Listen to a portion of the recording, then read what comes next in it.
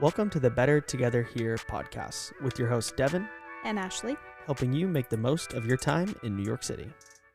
Hey everyone, and welcome to today's episode of the Better Together Here podcast. My name is Devin. And my name is Ashley. In today's episode, we are going to talk about the best things to do in New York City if you only have one weekend. For a lot of people coming to New York, you might only come once in your life, or it might be a short trip. You don't have a ton of time to do all the things that you might want to do. So we're going to give you a way to make a better decision about what you end up doing by breaking down all of the things to do into 7 categories. So let's get right into it. Let me say this first. We're going to kind of give high-level overviews of each of these categories. Know that we have done individual podcasts and or website articles about a lot of these topics. So if you hear us talking, for example, about going to Pier 57 and you're wondering, well, what is it? I want to know more about it. Go on our website, search the name of whatever topic you want to learn more about, and you can dive even deeper into that topic. Okay, so the first thing that should be on everyone's list of things to do when you're in New York, even if only for a weekend, is go to a Broadway show. Even if you don't consider yourself someone who really enjoys theater or cares about live performing, know that New York City has some of the best talent in the entire world. So even if you're not someone who thinks, oh, I want to go see Broadway while I'm on vacation, the level of talent is so high that you will have an enjoyable experience if you find the right show, because they are just so good at what they do. New York City's Broadway truly has some of the most talented performers in the world, like Devin said. I would say outside of like the West End in London, I would argue that it's on par. I was going to say if not better. I think it's better. I mean, I think there's more shows and they're bigger theaters. If you live in Europe, like if you want to be a performer, you're going to go to London. But if you live in North America or even probably parts of Europe, where are you going to say you want to make it? Yeah. New York. You could argue that they have the best shows in the world here. That's what I'm arguing. There is an argument to be made for both sides, regardless of whether it's the West End in London or New York. Like New York is the top tier when it comes to live performances. And I will also add, give it a try. If you're like, oh, I'm not like a live theater person, like, I don't know, have you only gone to like your local high school's performance of a musical, which like I love that type of stuff. I love theater. But if that's been your only experience, how do you know if you don't like live theater unless you've really experienced the best of the best? And there are dozens and dozens of shows on Broadway. There's dozens of shows off Broadway. There's so many different famous people that have like parts in plays that are only running for a few weeks. Like there are very unique Broadway theater experiences in New York City if you're willing to look for it. And if you don't want to justify the price tag for some of the more well-known shows, going to an off-Broadway show is a great chance to still see amazing talent, because frankly, you'll get a lot of people who are on off-Broadway shows that maybe are just in between normal Broadway shows, and they're still really talented people. So make sure you go to our Broadway show. We have a full episode about this, but the best way to get cheap tickets is either through the TKTS booth or a ticketing app like TodayTix or Ticketmaster, but go find those episodes and listen to them. Second category of things that you should do while you're in New York City for a weekend is to go to an observation deck. Plan on spending around $50 a person, give or take, depending on which one you go to. Again, we have a full episode about the best observation decks. Being able to get up above the city and see the entire landscape of New York City is an iconic experience. It is something that, you see in pictures, you see in movies, you see videos of just the skyline and all the different buildings, but being able to be above the city and see it in person with your own eyes, it is an amazing experience. I would say that it's truly worth the hype, honestly. New York City is a ginormous city. Unless you come from another ginormous city around the world, like you probably haven't experienced the type of views that you're going to see. So I highly recommend it. I think that it's a very unique way to see New York City from way up high. And that's category number 2, is go to an observation deck. Our favorite is probably the Edge, but go listen to our full episode where we break down each one individually. Like Devin said, our favorite observation deck is probably the Edge. But you could also just go to whatever observation deck is around the area of the city that you're going to be in that day. There are several observation decks all around the city. They're all kind of similar. You just get views of different areas of the city, but I would say You don't necessarily need to go super far out of your way just to go to the edge. If you're already going to be downtown, you could go to One World Trade. If you're already going to be by Rockefeller Center, you could go to Top of the Rock. Lots of options. And that's category number 2 of things to do in a New York City weekend, which is go to an observation deck. And that leads us to number 3. There's 2 different neighborhoods that we're going to talk about on this list because we think that you kind of get the best bang for your buck where there's a lot that you can do in that neighborhood. So the category number 3 is to go to Chelsea. Chelsea is an iconic New York City neighborhood. There's so much to do there. And what's nice is you can just go and explore and find different shops and places to eat and have a lot of fun. But there is a pocket of Chelsea where you can do so many things, of which most of them, if not all of them, are completely free. You have Little Island, which is a multi-million-dollar park that was built on top of the water, and it is quite a feat of engineering, and it is just an insanely interesting park, tons of greenery. You have Pier 57, which is right next to it, which has a food hall, which has a rooftop park with amazing views. Right next to that, you have Chelsea Market, which is another thing we've done a full episode about, a market with tons of different shops, food options. Great area to go if you want to get lunch, great area to go if you want to do a little bit of shopping. Really fun, awesome, huge building to walk around. Very unique.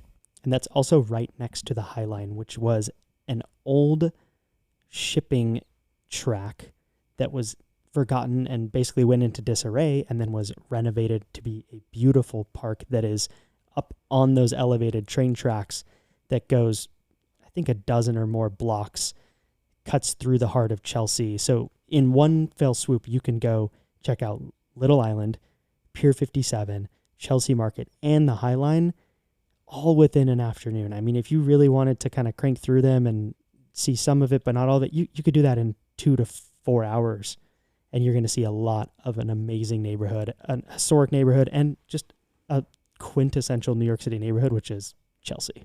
Chelsea really is a beautiful area to go and walk around as well. They have a lot of really old apartment buildings, beautiful brownstones with red brick, cobblestone streets. It's just like a very, like Devin said, like a quintessential New York City neighborhood.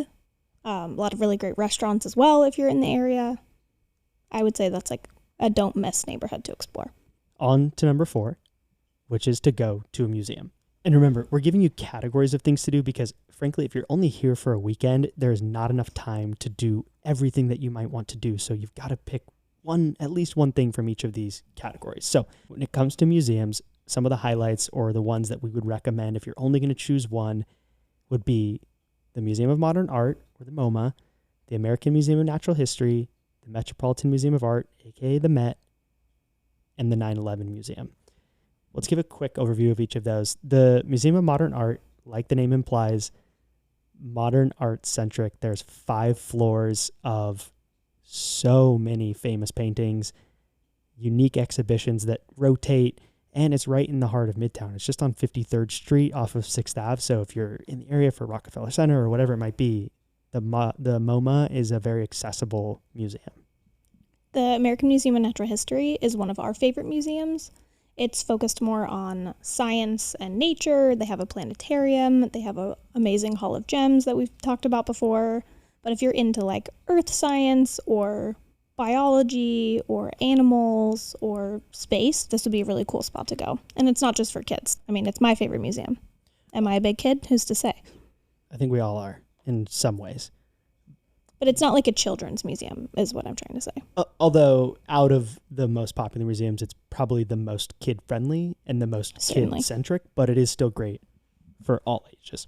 That's on the Upper West Side, pretty easy to get to. You also have the Metropolitan Museum of Art, aka the Met, which is on the Upper East Side. This is a massive museum, and when it comes to variety, this is the peak of variety when we talk about museums. There are paintings of all types and periods and styles. There are statues. There are weapon halls. There are musical instrument areas. There's Egyptian art. There's mummies. I mean, it has everything, and it covers so many different periods of time, so many styles of art. It is, I would say, probably if you're going to choose just one museum, I would personally probably choose the Met, just because you get such a wide variety of things that you can experience. You can, for example, at the MoMA, you're going to get mostly just modern art, But at the Met, you can get modern art as well as all these other things that we've just discussed. So the Met, great option. And the fourth one here we have is the 9/11 Museum. The 9/11 Museum is truly a very, very well done museum. It's very important to go to as an American. It's important to go to if you're not an American. It's laid out very well, and it really does a very good job of explaining what 9/11 was like for people that lived in New York, telling people's backstories, outlining the day, and how everything progressed. It's honestly it's a very well done museum, and I would highly recommend that you go. Just know that it's a very somber experience. You're going to be there for at least an hour and a half, probably closer to 2 to 4 hours. And it's sad. It's a very somber experience. It was a very rough day in the history of the world, and specifically America, and even more specifically New York City. So just know what you're going into, but know that it is an experience like you won't have anywhere else. So that's museums.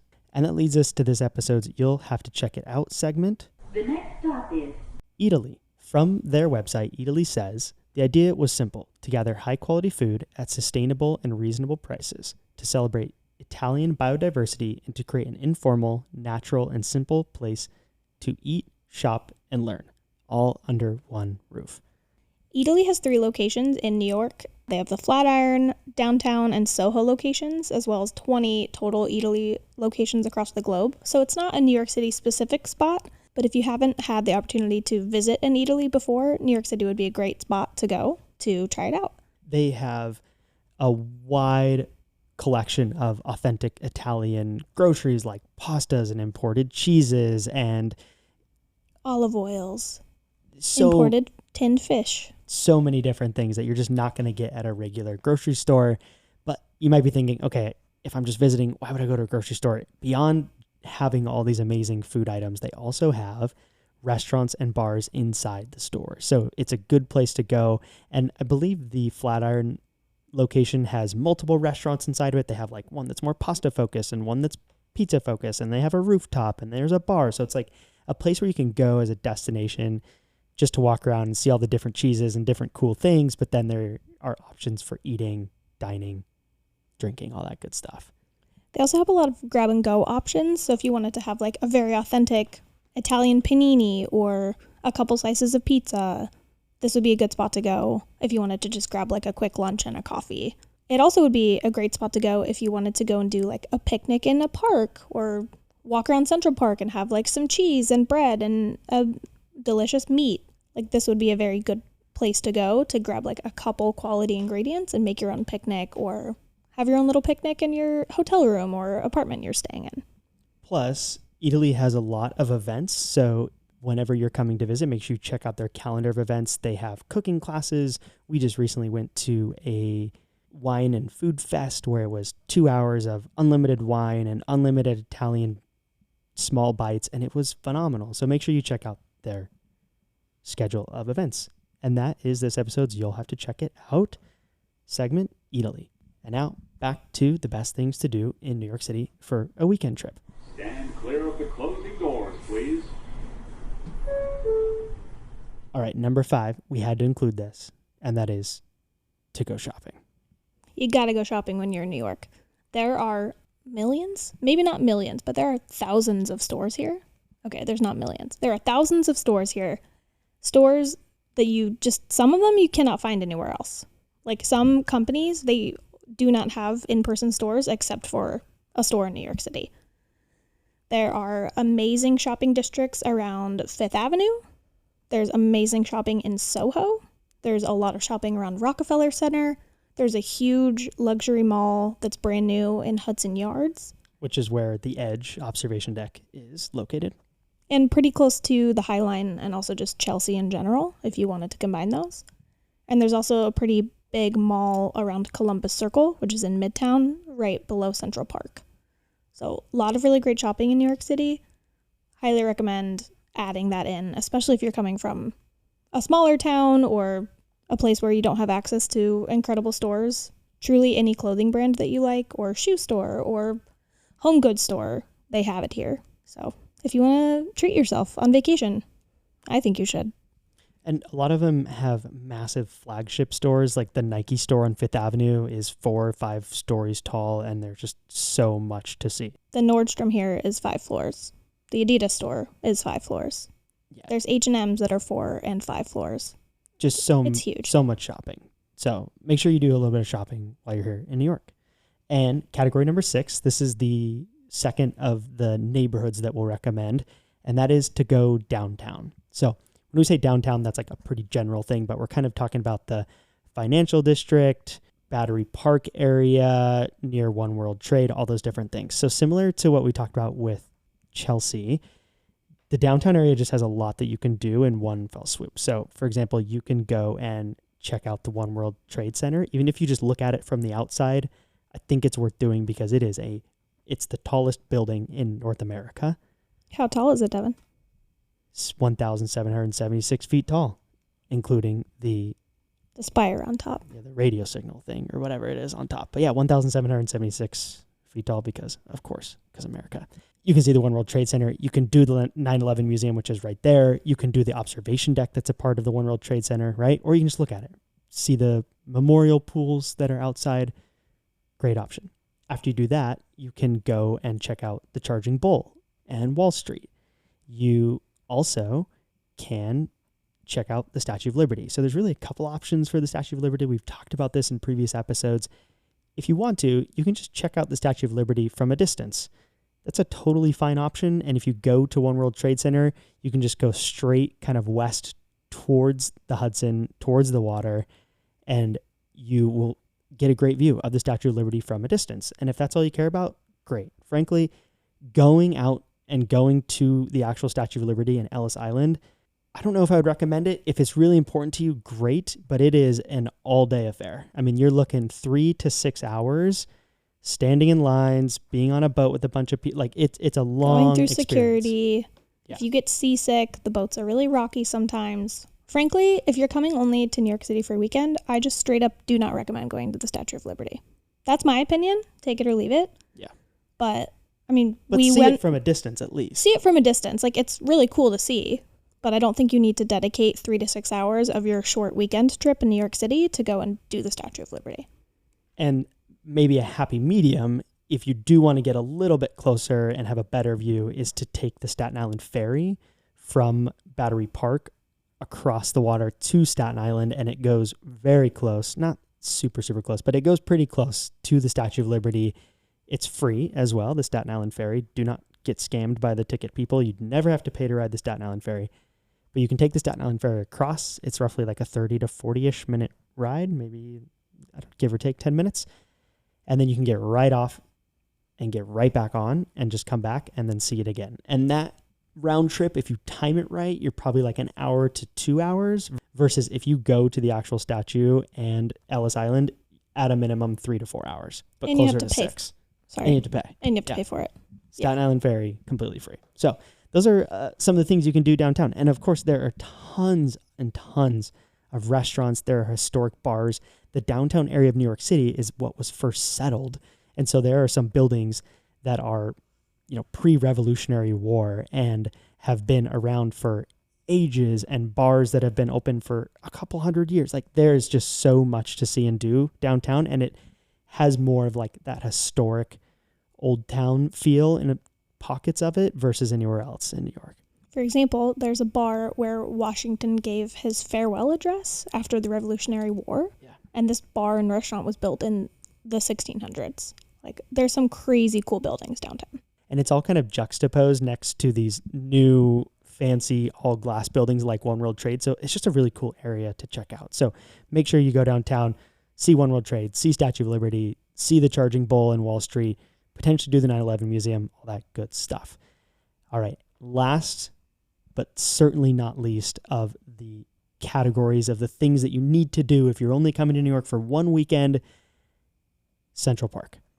We love Central Park so much. People always ask us, I'll say for me in particular, people always say, what do you love most about living in New York? We've been here for a few years now. We'd visited multiple times, and I always loved coming out and eating at all the fun restaurants and going to Broadway and the observation decks, but living here and being able to be in it more, Central Park is one of my favorite parts of New York City. It is one of the most amazing parks that I've ever stepped foot in. It is a massive park. It is well maintained. There is so much to see and do, and it certainly lives up to the hype. Central Park is landscaped beautifully. Like Devin said, it's set up really well, very walkable. I feel like you walk 15, 20 minutes into the park and you're going to see the landscape in all of your favorite movies that you grew up watching. There's a lot to see in Central Park. Central Park is hundreds and hundreds of acres. It would take so many hours to see it all. But if you just are here for a weekend and you kind of have a tight schedule, you can do a 1 to 3 hour loop in Central Park where you can see so many different things. Like you can see the Balto statue. You can see the mall and the literary walk, which is one of the most famous parts of the park. You can see the Alice in Wonderland statue, Conservatory Water, which is where they filmed that boat scene in Stuart Little. You can see the Low Boathouse. You can see Bethesda Terrace and Bethesda Fountain. Again, extremely popular spots. You can do all of that in one loop. That'll take roughly 1 to 3 hours, depending on how fast you walk and depending on if you see all of it. We have an article on our website with an accompanying video where I actually take that loop with our dogs and kind of narrate some of the pieces of what you're seeing along the way. And I have a picture with the exact route that you can do. We have so many resources when it comes to Central Park on our website. So whatever you end up doing, wherever you end up going in Central Park, make sure you go at least a little bit and walk around and just experience what Central Park has to offer. And we've talked about this on previous episodes, but if you're brand new to our podcast and this is the first episode you're listening to, don't pay for the pedicabs and don't ride on the horse-drawn carriages. That's my biggest advice. If you're going to go walk around Central Park, grab a bagel in the morning, grab some coffee, take a little walk, head out when you're done. If you don't want to do the whole loop, that's fine. Go in, sit on a beautiful park bench, eat a bagel, have some coffee, and head on out. But you do not need to do the pedicabs and you do not need to do the horse-drawn carriages. But if you want to bike or even walk, you can do a pretty short loop that will take you a couple hours and you're going to see so much of Central Park. And honestly, I would recommend that couple hours in the park because there's so much to see and it's just like there's this energy and this buzz that's in the park and you get to be in this oasis where if you're visiting for the weekend, like you're probably going to spend time in Times Square and you're going to be in busy areas and you're going on the subway and it's the hustle and bustle and then you get into the park and it is quiet and it is calm and it is just like a peaceful experience that you're not going to get anywhere else in New York City. Another hot tip, if you love dogs, go to Central Park before 9 a.m. because there are legal off-leash hours in Central Park before 9 a.m. in the morning. Conversely, if you do not like dogs, go after 9 a.m. because they are running around off-leash before 9 a.m. Yeah, Central Park is basically a dog park before 9 a.m., so be aware of that. All right, we just gave you 7 categories of things to do if you only have a weekend trip in New York City. Like we said, we recommend choosing one from each of these 7 categories, but if you love museums or you love Broadway, do it multiple times or go to multiple museums. There are so many options. If you have not already, please leave us a review on Apple Podcasts. Leave us a rating. Tell us what episodes you like. Tell us episodes you'd like to hear from us. We welcome your emails. We respond to all of them. hello@bettertogetherhere.com. We'll answer your questions. We'll chat with you about what you should do in New York. And other than that, we'll catch you on the next episode.